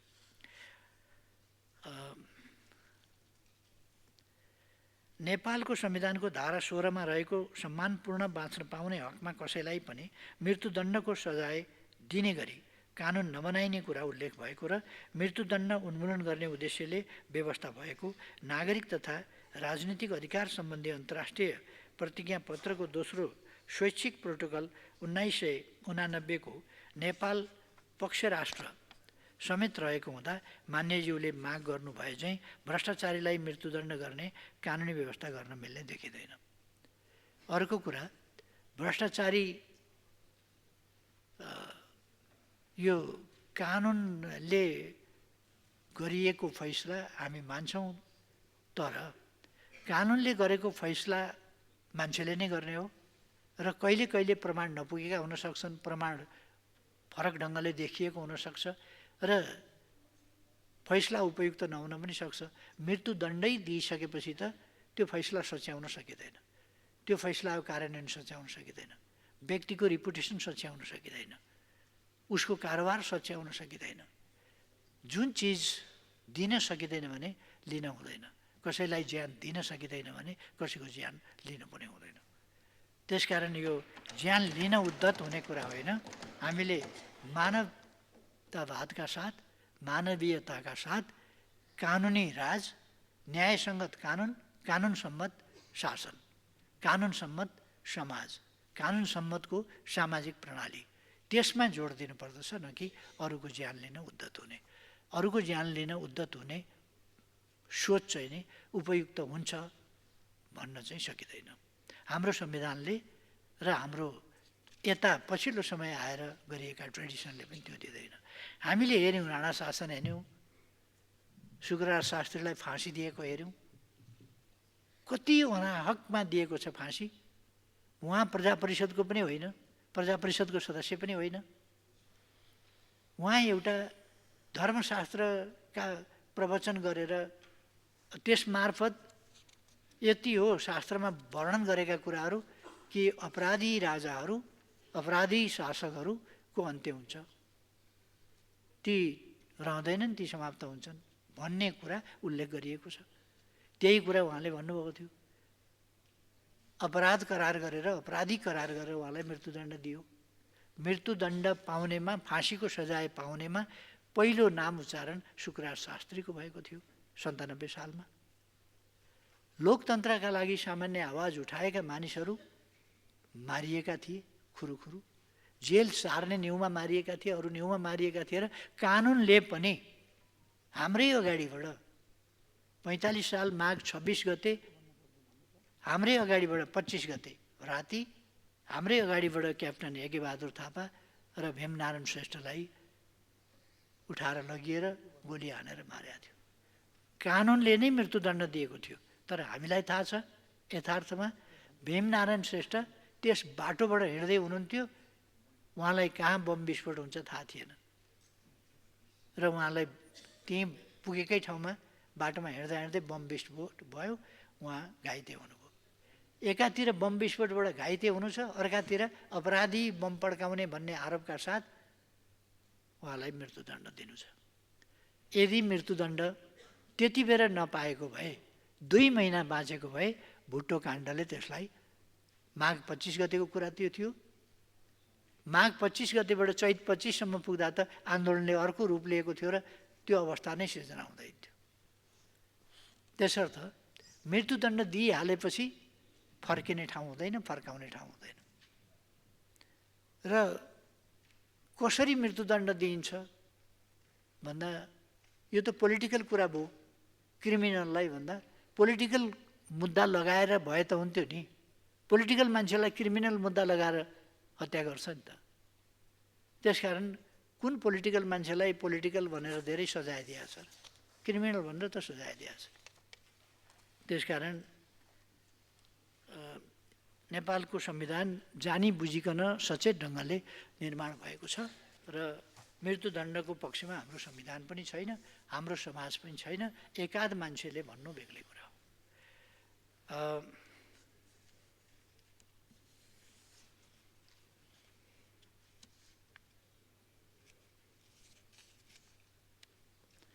मान्यज्यूले उठाउनु भएको समाजवाद सम्बन्धी प्रश्नका विषयमा नेपालको संविधानको प्रस्तावनामा मुलुकको सामाजिक आर्थिक र रूपान्तरण सहितको समावेशी न्यायपूर्ण समतामूलक एवं लोक कल्याणकारी तथा समाजवाद उन्मुख अर्थतन्त्र भएको राज्य हुने व्यवस्था उल्लेख गरेको छ र प्रस्तावनाको यही भावना अनुसार विभिन्न मौलिक हकहरूको व्यवस्था गरिएको छ। संविधानको धारा 43 मा सामाजिक सुरक्षाको हकको व्यवस्था गरिएको छ। उच्च आर्थिक वृद्धि, न्यायपूर्ण वितरण एवं विकासमा सबैको समान पहुँच मार्फत समाजवाद उन्मुख अर्थतन्त्रमा पुग्न सकिने विषयलाई केन्द्रबिन्दुमा राख्दै समृद्ध नेपाल सुखी नेपालीको अवधारणालाई कार्यान्वयनमा लैजान वर्तमान सरकार प्रतिबद्ध रहेको छ। समाजवादलाई मूर्त रूप दिन सामाजिक सुरक्षाका विभिन्न कार्यक्रमहरू प्रयोगमा ल्याइएको छ। सामाजिक सुरक्षालाई सफल र प्रभावकारी बनाउन मानिसको जीवन चक्रका सबै चरणमा आइपर्ने जोखिम व्यवस्थापन गर्न महिला, बालबालिका, ज्येष्ठ नागरिक, अपाङ्गता भएका व्यक्ति, लैङ्गिक तथा यौनिक अल्पसङ्ख्यक, किसान, मजदुर एवं पिछडिएको क्षेत्रलाई राहत पुग्ने गरी सामाजिक सुरक्षाका स्किमहरू सञ्चालनमा ल्याइएको छ। सामाजिक सुरक्षा कोषलाई पनि सामाजिक सुरक्षाको महत्त्वपूर्ण संयन्त्रको रूपमा विकास गरिएको छ। मान्यज्यूले उठाउनु भएको सार्वजनिक संस्थानका विषयमा स्पष्ट पार्न चाहन्छु। रुग्ण तथा बन्द भएका सार्वजनिक संस्थानलाई राष्ट्रिय हित अनुकूल उत्पादन तथा उत्पादकत्व अभिवृद्धि तथा रोजगारी सृजना गर्ने उद्देश्यले सार्वजनिक संस्थान सञ्चालन र व्यवस्थापनलाई प्रभावकारी बनाउन विगतमा केही सार्वजनिक संस्थानहरूको निजीकरण गरिएको थियो। सार्वजनिक संस्थान निजी व्यक्ति वा कम्पनीलाई बिक्री गर्ने उद्देश्यले निजीकरण गरिएको होइन। अब हाम्रा विगतका अनुभवहरू सबैलाई लिएर हामीले विगतका अनुभवले जे देखाएका छन् ती तीनबाट पाठ सिकेर आगामी दिनमा उपयुक्त ढङ्गले यो निजी क्षेत्र र सार्वजनिक क्षेत्र यो दुईटै क्षेत्र मिलेर अगाडि बढ्नुपर्ने आवश्यकता छ। त्यसो गर्दा व्यवस्थापनका पक्ष या संयुक्त सञ्चालनका पक्ष, लगानीका पक्ष, संयुक्त लगानीका पक्ष आदिबाट निजी क्षेत्रलाई समेत समावेश गरेर अलिक व्यवस्थापनलाई चुस्त दुरुस्त गरेर नै लानुपर्ने आवश्यकता देखिएको छ। त्यसर्थ यसमा अहिलेको समयमा सशङ्कित हुनुपर्ने कुनै आवश्यकता छैन। समाजवादको जहाँसम्म विषय छ, हामी यति बेला समाजवादका कुरा गर्छौँ, तर समाजवादलाई सुदृढ गर्ने सफल बनाउने भन्दा पनि हामीले समाजवादमा हामी पुगेकै छैनौँ। पहिले त समाजवादी प्रणालीमा पुग्नु पर्यो। यो समाजवादी प्रणाली होइन, हामी सङ्क्रमणकालीन स्थितिमै छौँ। पुरानो सामन्ती स्थितिबाट अझै पनि समाजवादको स्थितिमा चरणमा पुगिसक्यौँ भन्ने होइन। अहिले हामी 20% भन्दा बढी गरिबीको निरपेक्ष गरिबीको रेखामुनि छौँ। त्यो जनसङ्ख्यालाई खाना लाउन पाउने आधारभूत आवश्यकताहरूको परिपूर्ति हुने अवस्थामा त पुग्नु पर्यो। 20% भन्दा बढी मान्छे भोकमरीमा पर्ने अनि समाजवाद व्यवस्था छ भन्ने यो हुन सक्दैन। पहिले हामीले गरिबी निवारण गर्नु पर्यो, त्यसै गरेर आधारभूत आवश्यकताहरूको परिपूर्ति गर्नु पर्यो र नेपाललाई समृद्ध नेपाल भन्न सकिने ठाउँमा पुर्याउनु पर्यो। आम जनताको स्थिति आम्दानी र खर्चको हैसियतमा खर्च गरेर आम्दानी बचत हुने स्थितिमा नेपाली जनतालाई पुर्याउनु पर्यो। तब नेपालको बचत हुन्छ र नेपाली जनताको पनि बचत हुन्छ। त्यसकारण त्यो बचतका लागि, त्यो स्थितिमा पुर्याउनका लागि शान्ति सुव्यवस्थाको स्थिति, सामाजिक कल्चर, राजनीतिक कल्चर, यी सबै कुराहरूको हामीले तदनुसार विकास गर्नु पर्यो, अनि मात्रै समाजवाद हुन्छ। ट्रेडिसनल समाजवादका कुराहरू कतिपय प्रयोगका क्रममा असफल भएका छन्। असफल कुराहरूलाई हामी हेर्दैनौँ। त्यो समाजवाद होइन, समाजवादका नाममा गरिएको एउटा अभ्यास थियो कतिपय ठाउँमा। कतिपय ठाउँमा समाजवादको अभ्यास सफलतापूर्वक भएको छ र समाजवादी देशहरू अगाडि बढेका छन्। त्यसकारण हामी रचनात्मक ढङ्गले, मौलिक ढङ्गले अगाडि बढ्ने बाटोलाई अवलम्बन गर्दछौँ र इमिटेसन, नक्कलबाजी आदि इत्यादिलाई होइन, वा पुराना कुरालाई रूढिवादी ढङ्गले अर्थोडक्स पारामा र नयाँ शिक्षा नलिने ट्रेडिसन फलो गर्ने हिसाबले समाजवाद स्थापना हुँदैन र अगाडि बढ्दैन भन्ने हामीलाई थाहा छ। बरु समाजवाद बदनाम मात्रै हुन्छ त्यसो गर्दा। त्यसर्थ समाजवादलाई समाजवादको रूपमा अगाडि बढाउनु पर्नेछ। मान्यज्यूको प्रश्नको जवाब यति नै हो। अब प्रश्नकर्ता मान्य सदस्य प्रेमबहादुर महर्जन। सम्माननीय सभामुख महोदय, म सम्माननीय प्रधानमन्त्रीज्यूसँग केही जिज्ञासाहरू राख्न चाहन्छु। काठमाडौँ उपत्यकाका बागमती, विष्णुमती लगायतका नदीहरू धर्म, संस्कृति र परम्परासँग जोडिएका छन्। ती नदीहरू दिनौँ प्रदूषित हुँदै गएका छन् र वायु प्रदूषणका कारण मानव शरीरको फोक्सो सङ्क्रमण भई मृत्युको कारणमध्ये प्रमुख कारण हुँदै गएको छ। ती नदीहरू स्वच्छ सफा पार्नका लागि र उपत्यकाका बढ्दो वायु प्रदूषणलाई कम गर्न अल्पकालीन र दीर्घकालीन रूपमा समाधानका लागि नेपाल सरकारसँग के कस्ता योजनाहरू छन्? र ऐतिहासिक, धार्मिक एवं सांस्कृतिक सम्पदाहरू भएको सुन्दर सहर काठमाडौँ उपत्यकामा बढ्दो सहरीकरणसँगै खानेपानीको समस्या प्रमुख चुनौती बन्दै गएको छ। चक्करपट बाहिरका विभिन्न नगरपालिका तथा महालक्ष्मी नगरपालिकाको इमान्दोल लगायत अन्य ठाउँहरूमा मेलम्चीको खानेपानी आपूर्ति गर्न सरकारसँग केही योजना छन्? साथै अर्नीको राजमार्गको वैकल्पिक राजमार्गको रूपमा रहेको ग्वारको लामातार हुँडी काभ्रे पनौटी जोड्ने सडक निर्माणको योजना अगाडि बढी ललितपुरको लाकुरेसम्म, लामाटार लाकुरेसम्मको बाटो पुरा भइसकेको अवस्था छ। म नेपाल सरकारलाई धन्यवाद दिन चाहन्छु।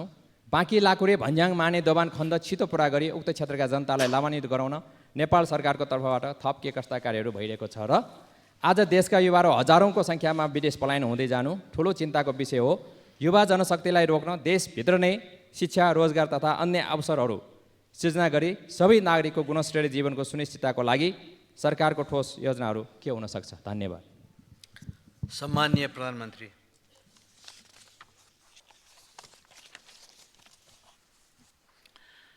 सम्मान्य सभामुख महोदय, म मान्य प्रेम महर्जनले उठाउनुभएका प्रश्नहरूको जवाब प्रस्तुत गर्न चाहन्छु। काठमाडौँ उपत्यकाको हनुमन्ते, मनोहरा, बागमती र यसका सहायक नदीहरूमा सिधै मिसिरहेको फोहोर पानीलाई प्रशोधन गरी नदीहरूलाई पुनः जीवन्त बनाउने उद्देश्यले काठमाडौँ उपत्यकाको धोबीघाट, बालकुमारी, सल्लाघारी, हनुमानघाट, गोकर्णमा फोहोर पानी प्रशोधन केन्द्रहरूको निर्माण कार्य भइरहेको छ। उक्त आयोजना अन्तर्गत गुहेश्वरीमा 3 करोड 24 लाख लिटर प्रतिदिन क्षमताको फोहोर पानी प्रशोधन केन्द्रको निर्माण कार्य सम्पन्न गरी सञ्चालनमा रहेको छ।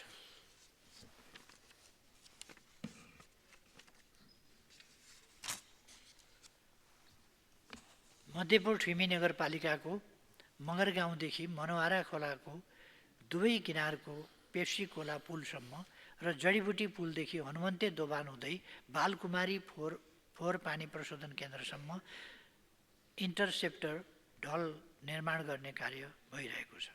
मान्यज्यूले उठाउनु भएको उपत्यकाको वायु प्रदूषण कम गर्ने योजनाका सम्बन्धमा प्रश्न पार्न चाहन्छु। बढ्दो शहरीकरण, जनसङ्ख्या वृद्धि, मानवीय क्रियाकलाप तथा अन्तर्देशीय प्रदूषित वायुको प्रवाह वायु प्रदूषणको मुख्य कारण रहेको छ। सरकारले उद्योग तथा आयोजनाहरूको वातावरणीय पक्षको नियमित अनुगमन परीक्षण तथा सवारी साधन प्रदूषण छड्के अनुगमन र कारबाही हुने व्यवस्था मिलाएको छ। त्यस्तै नवीकरणीय ऊर्जा प्रवर्धन, विद्युतीय सवारी साधनको प्रयोगमा प्राथमिकता जस्ता कार्यक्रमहरूबाट सफा ऊर्जाको खपत बढ्ने हुँदा वायु प्रदूषण कम हुने अपेक्षा गरिएको छ। काठमाडौँ उपत्यकामा मेलम्ची खानेपानी आयोजनाबाट दैनिक 17 करोड लिटर खानेपानी वितरण भइरहेको छ। हाल चक्रपथभित्र मेलम्चीको खानेपानी वितरण भइरहेको छ भने चक्रपथ बाहिर उपत्यकाभित्रका अन्य स्रोतहरूबाट खानेपानी वितरण भइरहेको छ। बढ्दो शहरीकरणसँगै काठमाडौँ उपत्यकामा थप खानेपानीको माग भइरहेको अवस्थामा थप पानी आपूर्तिको लागि याङ्ग्री लार्के खोलाबाट दैनिक 34 करोड लिटर पानी ल्याउने विषयमा कार्य अघि बढाइएको छ।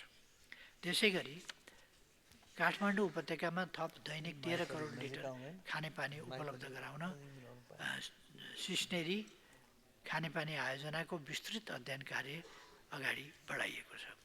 खानेपानीको थप स्रोतको वृद्धि गर्न याङ्ग्री र लार्के नदीबाट समेत प्राप्त हुने थप खानेपानीलाई सुन्दरी जलमा दैनिक 25 करोड 50 लाख लिटर क्षमताको पानी प्रशोधन केन्द्र र उपत्यकामा थप खानेपानी वितरण सञ्जालको निर्माण गरिनेछ। चक्रपथ बाहिरका क्षेत्रहरूमा पनि खानेपानी वितरण लाइन सुधार कार्य अगाडि बढाइएको छ।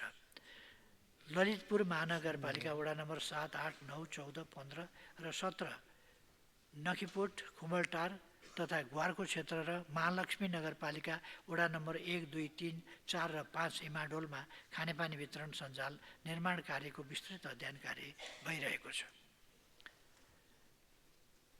ग्वारको लुबु, लामाटार, लाँकुरी भन्ज्याङ, माने दोभान हुँदै काभ्रे पनौती जोड्ने सडकलाई राष्ट्रिय राजमार्गमा समावेश गरिएको छ। आगामी आर्थिक वर्षदेखि यस सडकको निर्माणका लागि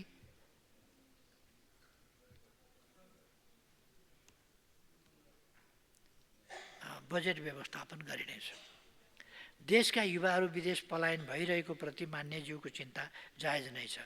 सरकारले देशभित्र गुणस्तरीय शिक्षा, रोजगारी र अन्य अवसरहरू सिर्जना गरी युवा पलायन रोक्न प्राथमिकताका साथ काम गरिरहेको छ। नेपालको संविधानले रोजगारीको हकको सुनिश्चितता गरे बमोजिम सरकारले आर्थिक नीति तथा कार्यक्रम र बजेट मार्फत रोजगारी सिर्जना हुने गरी कार्य गरिरहेको छ। स्थानीय स्तरमा बेरोजगार युवालाई रोजगारीको अवसर प्रदान गर्न उत्पादकत्व र रोजगारी अभिवृद्धि हुने खालका कार्यक्रमलाई प्राथमिकता दिई सोही बमोजिम सबै कार्य अगाडि बढाइएको छ। देशमा लगानीको वातावरण निर्माण गरी रोजगारी सिर्जना गर्न कानुनी तथा संस्थागत सुधारका लागि सरकारले निरन्तर काम गरिरहेको छ। देशभित्र रोजगारीका अवसर सिर्जना गर्नका लागि स्टार्टअप उद्यमलाई 25 लाखसम्मको सहुलियतपूर्ण कर्जा प्रदान गरिएको छ। चालु आर्थिक वर्षमा यस कार्यक्रमबाट 1000 जनाले सहुलियतपूर्ण कर्जा प्राप्त गर्ने गरी काम भइरहेको जानकारी गराउँदैछु। र अलिकति खानेपानीको बारेमा म खानेपानी र वायु प्रदूषणको बारेमा फेरि थप केही कुरा राख्न चाहन्छु। त्यो के भने वायु प्रदूषणको कुरा चाहिँ यो हामीले यहाँ उद्योगलाई कडाइ गर्ने, उद्योगबाट चाहिँ यो लोकल जनतामा असर नपरोस् भन्नका लागि हो। हाम्रा उद्योग छन् नै कति, त्यसले प्रदूषण गरेकै छ कति र केही ठाउँहरूमा खानेपानी के उद्योगहरूबाट निस्किएको विभिन्न फोहोर पदार्थहरूले कहीँ कहीँ बिगारेको छ। एउटा त्यो समस्या छ। नत्र भने हाम्रा इटाभट्टाहरूले लोकल जनतामा प्रभाव, त्यहाँको स्वास्थ्यमा प्रभाव पार्नु एउटा कुरा हो। त्यहाँको स्वास्थ्यमा त गम्भीरै प्रभाव पार्छ। जहाँ इटाभट्टाहरूको सङ्ख्या धेरै छ त्यहाँ जनस्वास्थ्यमा गम्भीरै प्रतिकूल असर पार्दछ। तर आम रूपमा भन्ने हो भने एउटा हाम्रो आफ्नै कारणले भन्दा पनि एउटा त प्राकृतिक कारणले, त्यसमा मानवीय कमी कमजोरीहरू। अब मानवीय कमी कमजोरी मात्रै भनौँ भने अत्यन्त विकसित देशहरूमा अस्ति भर्खरै क्यालिफोर्नियामा विशाल आगलागीले समस्या उत्पन्न गरेको थियो। त्यो एमाजोन रेन फरेस्ट, त्यसमा हुने आगलागीले कहिले कहिले महिनौसम्म डढेको डढेर त्यसरी लाग्छ र एउटा भयावह स्थितिको सिर्जना गर्छ। यसै गरेर हाम्रा पनि जङ्गलहरूमा प्राकृतिक कारणले पनि र मानवीय कमजोरीका कारणले पनि आगलागी हुन्छ। जुनसुकै कारणले आगलागी भए पनि वनमा हुने अत्यधिक आगलागी र त्यसबाट हुने कार्बन उत्सर्जन, त्यसले वातावरणमा ठुलो कार्बनमय बनाइदिन्छ हावालाई। त्यो ठुलो प्रदूषणको एउटा माध्यम हो। अर्को छुवाली र पराल, गहुँको छुवाली र पराल, यो गहुँको सिजनमा खास गरी अत्यन्तै ठुलो एरियामा छुवाली डढाएर त्यसको धुलो, त्यसले हिमाल पनि धेरै बिगारेको छ, वातावरण बिगारेको छ। खालि यहाँको हावा र प्रदूषणको मात्रै कुरा होइन, हिमाललाई ध्वस्त बनाएको छ त्यसले। त्यसकारण यसप्रति हामी धेरै सजग हुनुपर्ने छ र क्षेत्रीय स्तरमा पनि यस सम्बन्धमा हामीले गम्भीर रूपमा संवाद गर्नु र यस सम्बन्धमा ध्यानाकर्षण गर्नु र समाधान खोज्नु, साझा प्रयासबाट समाधान खोज्नु जरुरी छ। म त्यो पनि राख्न चाहन्छु। र अन्तर्राष्ट्रिय प्रयासहरू त छँदैछन् यसका लागि गर्नुपर्ने कुराहरू। खानेपानीको सन्दर्भमा हामीले मेलम्ची अथवा लार्केको पानी यी एउटा टनेलबाट आउने पानीमा मात्रै निर्विकल्प भएर त्यसमा मात्रै भर पर्नु पनि हुँदैन।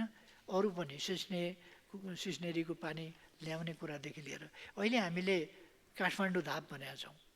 काठमाडौँ धापबाट एक स्तरमा भन्ने हो भने शिवरात्रि आउँछ, त्यस बेला बागमती सफा गर्न त्यहाँको पानी हामी छोड्छौँ र बागमती सफा गरिन्छ। चाडबाडहरूमा त्यस्ताहरूमा अथवा खानेपानीको साँच्चै अभाव परिहाल्यो भने खटाएर त्यहाँबाट छोड्ने पानीले पनि मद्दत पुर्याउँछ। त्यस्तै एउटा त्यो छ भने अर्को नाग के जाति भन्ने छ, यहाँ नाग के यहाँ बिर्सेँ मैले, नागमती हो, नागमती भन्ने ठाउँबाट, त्यहाँबाट पनि हामी राम्ररी पानी रिजर्भर गरेर त्यहाँबाट पनि ल्याउन सक्छौँ। यस्तै काठमाडौँ वरिपरि अनेक पानीका पानीहरू जम्मा गर्ने, तालहरू निर्माण गर्ने राम्रा ठाउँहरू छन् र तिनीहरूलाई जम्मा गरेर तिनीहरूलाई तालको रूपमा विकास गरेर त्यो पानीले चाहिँ नि थुप्रै मद्दत पुर्याउन सक्छ वैकल्पिक रूपमा। यसै वर्षायाममा त सुन्दरी जलकै खानेपानीले पुग्छ। वर्षायाममा त जति पनि पानी परिहाल्यो हुन्छ, तर ड्राई सिजनमा हामीलाई मुस्किल पर्ने ठाउँहरू भनेका सिजन त्यो मुस्किल पर्ने बेलामा चाहिँ हामीले यस्ता अनेक विकल्पहरूबाट ल्याउन सक्छौँ र पानी प्रशस्त हुनसक्छ। र कहिले यदि धेरै भयो भने त्यसलाई बागमतीमा छोडेर बागमतीको प्रदूषण हटाउने काम गर्न सक्छौँ। थोरै भयो भनेदेखि खानपिन र सरसफाइमा लगाउँला, यस्ता कामहरू गर्न सक्छौँ। त्यसर्थ अनेक विकल्पमा हामी सोचिरहेका छौँ र त्यसमा काम पनि गरिरहेका छौँ, गर्न प्रारम्भ गरिरहेका छौँ। यति भन्न चाहन्छु मान्यज्यूको प्रश्नमा। अब अर्को प्रश्नकर्ता मान्य सदस्य प्रभु शाह। सम्मानीय सभामुख महोदय, म सम्मानीय प्रधानमन्त्रीजीलाई प्रश्न गर्न चाहन्छु। नेपाली नागरिकता परित्याग गरी विदेशी नागरिकता लिनेहरूको सङ्ख्या कति छ? उनीहरूको पैतृक सम्पत्ति के कति थियो र अहिले कुन अवस्थामा छ?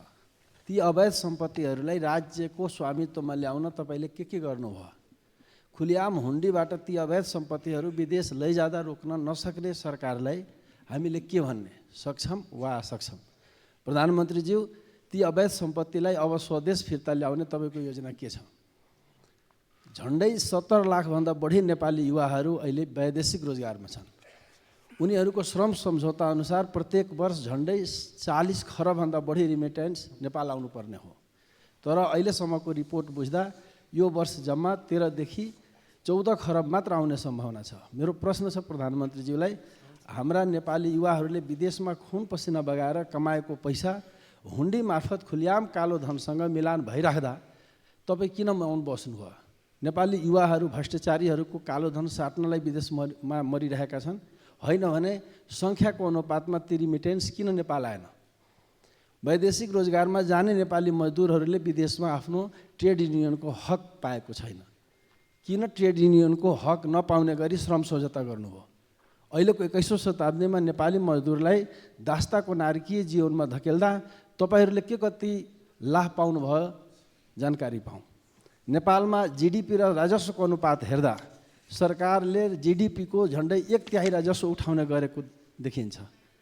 57 खरब जीडीपी रहेको हाम्रो देशमा केन्द्र सरकारले झन्डै 14 खरबभन्दा बढी राजस्व उठाउने, प्रदेश सरकारले झन्डै 2 खरब र स्थानीय सरकारले पनि झन्डै 3 खरब राजस्व उठाउने लक्ष्य राखेको देखिन्छ, जो जीडीपीको 30% हुन आउँछ। यसलाई कर आतंक नभन्ने त के भन्ने प्रधानमन्त्रीज्यू? के यस्तै कर प्रणालीले हाम्रो अर्थतन्त्रको सुधार हुन्छ? हुँदैन भने यो कर आतंकलाई रोक्ने योजना के छ? तपाईँले सार्वजनिक रूपमा भारत भ्रमणमा जाँदैछु भन्नुभएको थियो। त्यो जाँदैछु भनेको कहिले हो? निम्तो नआइकन किन जान्छु भन्नुभयो? यसले देशको प्रतिष्ठामा आँच आएको अनुभूति हुँदैन? यो सरकार 2/3 बहुमतको हो, बलियो छ भन्नुहुन्थ्यो। तर आफैले ल्याएको अध्यादेश पारित गर्ने सामान्य बहुमत समेत नहुँदा अहिले बिचलीमा परेको जस्तो अनुभूति हुँदैन? सत्ता सहयात्रामा रहेका दलहरू नै अध्यादेश अस्वीकार गर्ने निर्णय गरिसकेपछि अब तपाईँ कुन नैतिकताले पदमा बस्नुहुन्छ जान्न चाहन्छौँ। सङ्घीय राजधानी जोड्ने सबै राजमार्गहरू अस्तव्यस्त छन्, तर प्रधानमन्त्रीजीले चारैतिर विकासको चकाचौध मात्र देख्नुहुन्छ। यदि त्यसो हो भने ती राजमार्गहरूमा तपाईँ आफै किन यात्रा गर्नुहुन्न? त्यहाँ लगातार भइरहेको घटना दुर्घटनाको जिम्मा कसले लिने? आवासविहीनहरूलाई घर बनाउन सुरक्षित आवास भनेर जम्मा 75,000 दिनुहुन्छ। आजको युगमा 75,000मा के घर बन्छ?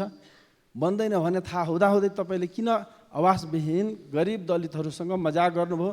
प्रधानमन्त्रीजीले यसको जवाब दिनुहुन्छ भन्ने अपेक्षा सहित धन्यवाद। सम्माननीय प्रधानमन्त्री।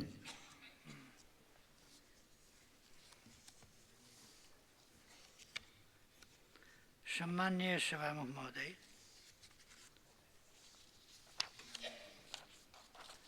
उहाँका प्रश्नहरू उहाँका मनमा रहेका विरोध, घृणा, आक्रोश आदिले अपमानजनक समेत रहेका छन्।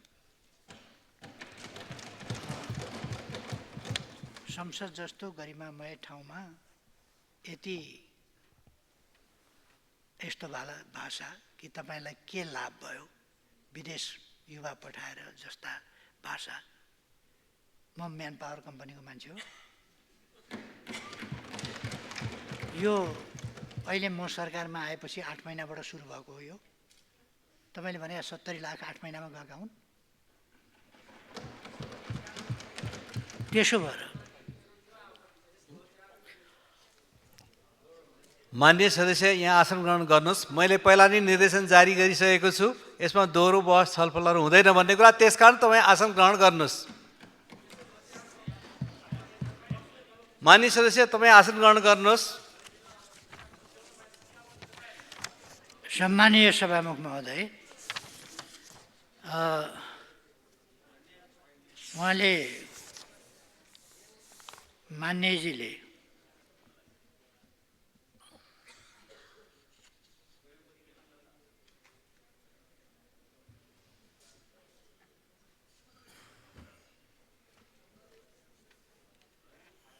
गर्नुभएका प्रश्नहरूमा खासै जवाफ दिइरहनु पर्ने छैन। सबैको उत्तर आफैले बोकेर आउनुभएको छ प्रश्नमा, त्यस कारण मैले धेरै उत्तर दिइरहनु परेन। यहाँलाई धन्यवाद छ।